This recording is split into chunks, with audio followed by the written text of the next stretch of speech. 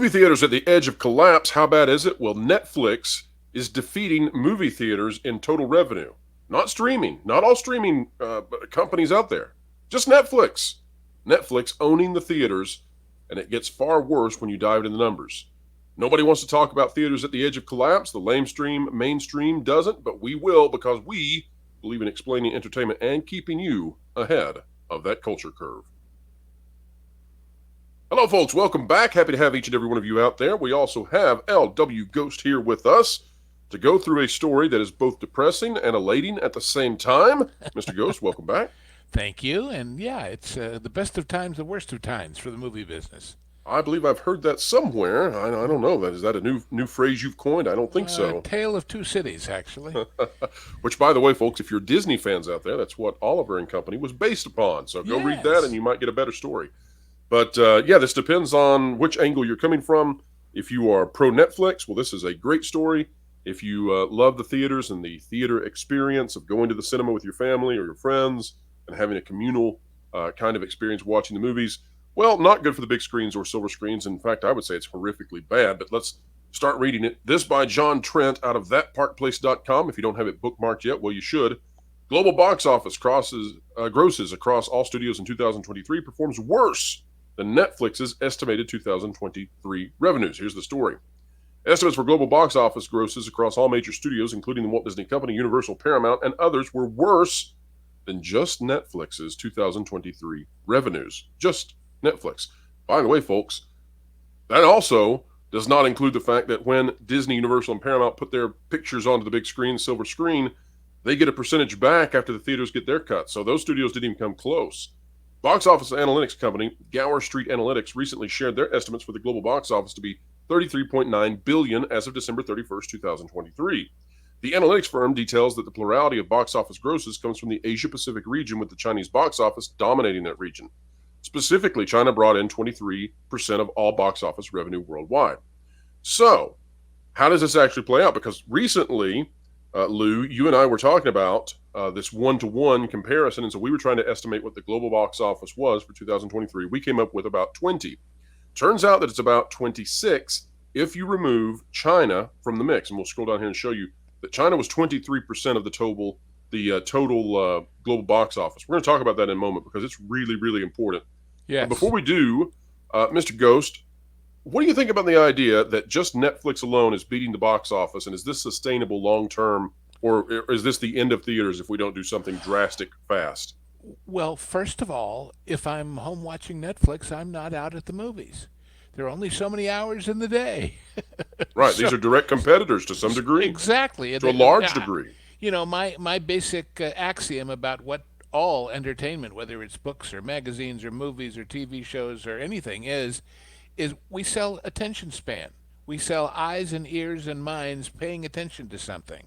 And whether that's sold through tickets at a box office or whether that's sold through advertising or through membership, uh, it's all entertainment. So they're competitors for your attention first, and secondly, they're making a hell of a lot more money at it with a lot less expense or risk because very, very little of what they do is their own production. I found it interesting. I just, for curiosity's sake, went and looked at as some people here know, I vote on a lot of the awards, and therefore I get invited to do what are called screeners, which is taking a look at the movies for free at home, either by disc, but mostly nowadays they're all links. The Netflix Film Awards screeners, you know how many movies? Four. 4 films total. Maestro, Naiad, Rustin, and May December. Interesting that three of those are biopics besides. But they've only got four movies that they bothered to put into theaters, largely as promotion for watching them on Netflix. Right, And, extremely limited releases. because they have to be a certain number of days released before the end of the year to qualify to be eligible for the awards. And to some degree, that gets done to stroke egos of the people who made them, too. But still, it just shows you how very little original production they're doing compared to, for example, certainly the Disney Channel, but also Amazon, which is probably a more direct competitor in the sense that it's a multifaceted streamer rather than just from one source. So obviously, they're in the business of getting your money as a membership. Where have we heard that problem about memberships before? Right. Well, one of the issues we've had with memberships is that it's the gateway in, and then there's no real consequence to creating bad content after you're in, so long as the membership is maintained. So it's a Right. really anti-consumer to some degree. Well, it's a paradox, right? Because it's pro-consumer in the idea that you pay a small fee and then you get access to a lot. It's anti-consumer in the fact that once you get in and you get a lot, the vast majority of the lot is probably poor. Netflix may be the exception, though, Lou, because Netflix seems to be doing so well in terms of membership. Surely they must be doing something right, whereas these other streamers have clearly missed the boat. When you Well, look but at see, Disney, for example, they don't put out content that enthralls the masses. more importantly, they're very, very narrowcast as far as the stuff they emphasize. That they said, well, we'll get people to come because A, we'll have the whole Disney catalog, and B, we've got Star Wars and Indiana Jones and all these things that we own. Well, if you make bad Star Wars, people not only say, why did I bother to come here for this? They might just turn off the membership. We were comparing it to the biggest movie in the world, Ho Ho, and saying if people didn't like it, they were unlikely to drop their entire Netflix membership over that fact. But we're seeing that happen, I think, with a lot of Disney stuff. Right, and that most popular, most the biggest ever movie in the world that Zack Snyder claimed. Every time I do a video that even features the name Rebel Moon in it, you can cut the viewership in three quarters. That's how popular Rebel Moon is. Nobody cares about that film, and Yeah. yet we must cover it at times because we cover entertainment, and we But do so rejecting with it is regard not to rejecting truth. Netflix at large, is my point. You're not Correct. Yes, losing memberships absolutely. over having it. No, and I think that further solidifies the point because the theaters they have to have good stuff, right? They have to have good stuff to get you to come out to their brick and mortar to enter in to buy the popcorn to buy the drink. Whereas with these streaming services, they've got you inside the door already digitally, and as long as you consume something every so often enough to keep you on that membership, they're happy. And so And that's there's why I even think too children's entertainment is so important to them because it keeps your child locked in, and yes, you're not gonna make the child cry, surely. yes, but there's even more to it as far as the theaters are concerned, and that is this: with the rise of the multiplex, um, there have been times. I mean, I remember way back when I used to go to Tower Records on the Sunset Strip. Whenever Michael Jackson's new record or the Beatles' new record or the Big Star's new record came out, people came out to buy that thing like crazy. But once they were in this store, they picked up this and that and the other and looked around. Well, a lot of people back in the day who were going to the multiplex to see Star Wars before we had online ticket sales when you just showed up and bought them would say, oh, that one sold out, but let's watch this. Right. Oh, Yep. well, that's interesting. And of course, the biggest advertisement for movies, in spite of what used to be in newspapers and everything else, was always the trailer for the coming attractions or what was playing in the other house of the 12 or 14 cinemas. Well, if you haven't got the big hit to get people into the proximity of being exposed to that, they'll never know about these other movies if they exist. And of course, this year, not many are going to exist at all. Now, Lou, you and I discussed earlier this year that 2023 had been a bust for the box office. That's still totally true. A terrible year for the box office. It's being painted differently by Gower because they're including China. This is the point I think folks really, really need to take home. You and I had estimated that the global box office likely did not top 20 billion. It's full on video. You and I were wrong. It landed at 26 billion if you remove China. And we're going to talk about why you should remove China in just a moment. Right. But what do you make of the idea? If we look at that total pie chart, domestic is now just 27%. That's one to one with just Europe, Middle East, and Asia alone, not accounting for Latin America, not accounting for the Southeast Pacific, not excluding China. That's a very low number domestic. What do you make of that if the U.S. becomes, gosh, I don't know, one third of the total market? Well, of course, that is largely a measure of how the U.S. market collapsed this year. As far as the comparison between the two, it's always been the rule of thumb that whatever you make in the U.S., you make again in the rest of the world. But if you can't get people to go at all, if you have these flop after flop after flop, they may tell you, well, it's the biggest movie that ever did this, but And then if they do show up and they do kick into this box office, if it's not enough to pay the freight, let alone make a profit because of how much you spent, we got trouble in River City. Now, the 23% that goes to China, this is why we take some exception with the way this is played out in these statistics. And this is why we're not totally wrong in what we reported before. We're underneath what the total box office was for, globally. That said, we're not buying into Gower's number, which is north of 30 billion, big time. Right. And the reason that we're not buying into it is because I believe, and Lou, I would love to hear your take on this. I don't think you can really count China as the global box office, because I think that China is walled off. China is its own box office. It's not part of the global box office. It decides which movies are going to get played in its market. It chooses and picks favorites based on what it wants to have done. It may even involve consumer choices where they're trying to decide what will raise their social credit score based on what they go see.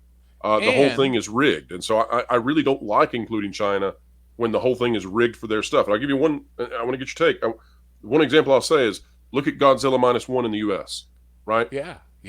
That exploded out of Japan. It's in subtitles, it's totally in Japanese, but the quality of the film was such that the US market embraced it. That's not really allowed in China because the government picks which films can be played over there, and they kind of use that as a bargaining chip and as a sledgehammer with the studios. Or which version of the film. Yes. Yeah. When they censor the movie just for China, then you can't compare it to anywhere else because it's not the same movie. And to draw a parallel, in the video game industry, Lou, China had such strict standards that it was destroying the entire video game industry. And so China passed a new law that forbids children from basically playing video games. I mean, they can play them for 15, 30 minutes a day. That's it. And what that did then was it tanked the biggest video game company in China, Tencent. And that has allowed the international video game companies to again start making games that are mature and feature mature themes, not to say that they're grotesque or beyond what they should be, but simply to say that they were able to tackle more nuanced positions, and they didn't have to kowtow to China.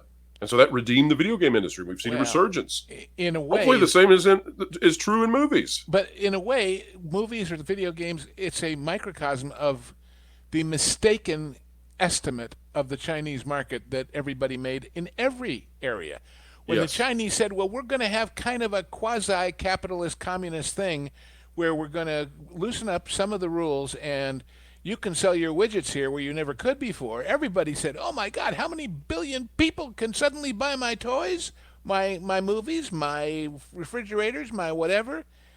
But they didn't figure on the fact that it wasn't really a free market. It wasn't really a free choice.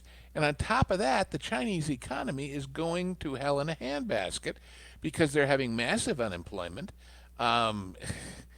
And they're having serious trouble. A lot of their bluster is just that. And to get your content into China, if you're going to have that content be the same as elsewhere, then you have to placate the government censors. And then by doing so, you destroy the interest in the movie because guess what? Communists don't create great things in terms of creativity. And so to get past them with all of the censorship, well, the rest of the world looks at it and goes, this is bland and stupid and propagandistic, and then they don't enjoy it. Well, let's finish up this article, though. It's a great one, and folks, make sure you go read the whole thing. We can't read it all today, but the firm's analysis specifically noted that of the $33.9 billion of worldwide grosses that the domestic market, which includes the United States and Canada, brought in, was $9.07 billion.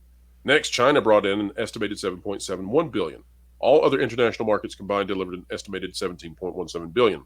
It also bears noting, folks, that of that $7.71 billion for China, if you are a foreign studio, a foreign distributor coming into China, so you're not Chinese, you're coming into China, you're taking out about 18% is what we believe in 2023. About 18% of the revenues actually go back to those countries. Yeah. And so, of note, this is fantastic. Of note, the Chinese box office. And just so people can compare, domestically, you're getting 45%. Yes. Of note, the Chinese box office was not kind to American-produced films. Looking at the numbers, much of the estimated $7.71 billion comes from Chinese films sold to Chinese audiences. Now, I'm not a Chinese speaker, and so I'm not going to attempt to read these folks, but you can see them. The problem is that these films don't play in the United States because they're not necessarily good, and because they're not. There's no interest in China to put these out to America, and yet America, when it tries to put in films into China, has to fight with the government censors to do so. Now, all of that said, uh, perhaps the big story here is that Netflix is now so dominating that Yes. Netflix alone is bigger than the entire global box office, even if you include China. The other story, though, is possibly that this might not be sustainable, especially for domestic theaters. And in 2024, we may be looking at the collapse of the entire theater system. 2020 was a knockout blow. 2021 was a knockout blow. Somehow they survived. 2023, as you've said, Mr. Ghost, just awful domestically. And now we're here at 2024. I'm looking at the slate of films after the Hollywood strikes, and I just worry that you're going to see a lot of these Regals and AMC's. There's going to be a lot of them that just can't make it. Yeah. Yeah. And the other question has to do with the stock market. Currently, because I looked this up when we talked about doing this, Netflix shares are $474.06 a share. Okay, can I ask you something there, Lou, before we move to the next point? Yeah. Okay, this is something I'm very interested in, and that is that we talked about, and you gave me feedback behind the scenes about the video where we covered that Disney is flirting with being tossed out of the Dow 30. The Well, the what's interesting, response yeah, the response that I received though from some of the critics was that yeah, but Disney is still the best entertainment centric stock that could be on the Dow 30. Of all it's just entertainment. And I thought to myself, now wait a minute. What about Netflix? Why would Netflix not be brought onto the Dow 30? Because the Dow 30 wants to have the best performing stocks in those exemplar categories in order to make the Dow 30 look as I good as it mean, can. Disney is an anchor on this thing. It's pulling it down. you could make a case for Comcast Universal too, but the point is, if Netflix with no theme parks, no hotels, no cruise ships, no phone, no lights, no motor car, not a single luxury, just a streaming service, All right, is Robinson is, Crusoe. is Let's go. selling Let's at go. $474 a share, and Disney's at 90. How come Disney is the official representative of the entire entertainment world? And what would happen? Now, first of all, there are no real rules to who's on the 30. It's fixed by a group of people who are largely editors at Wall Street Journal and at Dow Jones, and they can pick whoever they want. And but for their own credibility's sake, if Disney continues to stumble and continues to lose money, they got it. If tomorrow they replaced Disney with Netflix, for example, that difference of 375 bucks roughly differential, what would that do to these Dow average funds? What would that do to the portfolio of everybody who's invested in those? Well, It when you would be compare one the hell Dow of a 30 to shot in the arm. when you compare the Dow 30 to the S&P 500, the S&P 500 outperformed greatly the Dow 30. And why is that? Well, because the Dow 30's got some stinkers. One of those Yeah. stinkers is Disney. And they have kicked big people out before. Oh Lots yeah. of big people. Yeah. None of the original Dow 30 are still in it. It's been changed over the years. So, when Disney was a winner, they made sense to be there because of their vast range of offerings in entertainment. But now, The Dow I don't 30's, know. Dow is the only one of the only things on earth that has actually jabbed back at Pfizer. Folks, we're here all day.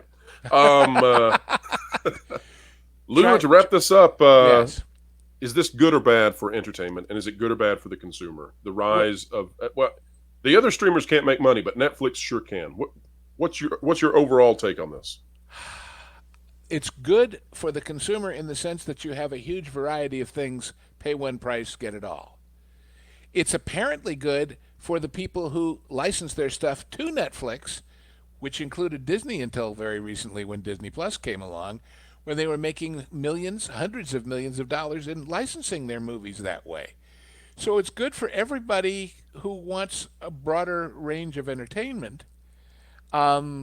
but it's not so good for the theaters if it moves people out of them for good and into home streaming. And it may Because not be as good you for and I have culture. discussed, the communal experience of going to a theater and sitting with a bunch of people you don't know, but sharing an experience is about more than whether it was a good movie. It's about the sense of community, of culture, of in some cases national heritage, whatever. Um, that's a good thing, and it's something that's been around since the dawn of radio, and even before that with newspapers. Really, I would say it goes back to campfires. I think we're there drawn to you the go. silver screen in the same way we're drawn to the fire at night. That same thing, and the storyteller came to you and told about the hunt. I think we're still doing that today, and I think having people do that in their homes, alone, often in their den or their basement, probably not as healthy for society. But we'll see. And Uh, when you describe that, of course, what comes to mind is the opening scene of Spaceship Earth. yes, yes, absolutely. Get at those mammoths, boys. Get at those mammoths. All You right. know, yeah. Well, folks, it's been a great conversation. We hope you enjoyed it as well. If you did, consider clicking the like button, share, subscribe. When you click it, you stick it to the algorithms. It's the notification bell. Drop a comment down below. Let us know your thoughts. And folks, be kind. We thought it was a 1-to-1, just like always. And no, the domestic box office fell off greatly. That's why if you take out China, which I think is appropriate, $26 billion about is the global box office, and still not good. Not good at all, especially domestically. But folks, let us know your thoughts. What do you think about Netflix dominating the box office? What do you think about non-Netflix streaming platforms seemingly not making money? Folks, wherever you are and whatever you're doing, keep learning, keep growing, and keep having fun.